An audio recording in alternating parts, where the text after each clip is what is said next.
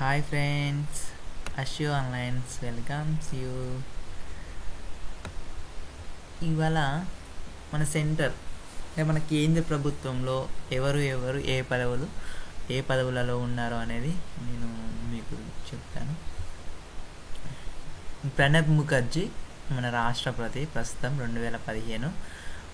మొహమ్మద్ అమీద్ అన్సారీ ఉపరాష్ట్రపతి. అది కేంద్ర ప్రభుత్వం. కేంద్ర మంత్రి మండలి కేబినెట్ మంత్రులు నరేంద్ర మోడీ మన ప్రస్తుత ప్రధానమంత్రి, ప్లస్ సిబ్బంది వ్యవహారాలు, ప్రజా ఫిర్యాదులు, పింఛన్లు, అణు ఇంధనం, అంతరిక్షం, అన్ని ముఖ్య విధానపర నిర్ణయ అంశాలు మంత్రులకు కేటాయించని ఇతరత్ర అన్ని శాఖలు నరేంద్ర మోడీకి చెందును.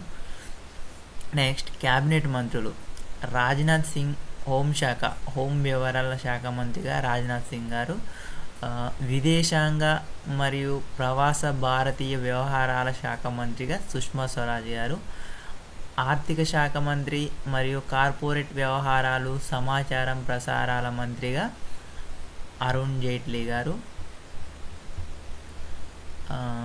పట్టణాభివృద్ధి శాఖ, గృహ నిర్మాణం, పట్టణ దారిద్ర్య నిర్మూలన, పార్లమెంటరీ వ్యవహారాల మంత్రిగా ఎం వెంకయ్యనాయుడు గారు, రోడ్డు రవాణా మరియు జాతీయ రహదారులు, షిప్పింగ్ మంత్రిగా నితిన్ జయరామ్ గడ్కరీ, రక్షణ శాఖ మంత్రిగా మనోహర్ పారికర్ గారు, రైల్వే శాఖ మంత్రిగా సురేష్ ప్రభు, చట్టం న్యాయం శాఖ మంత్రిగా డివి సదానంద గౌడ,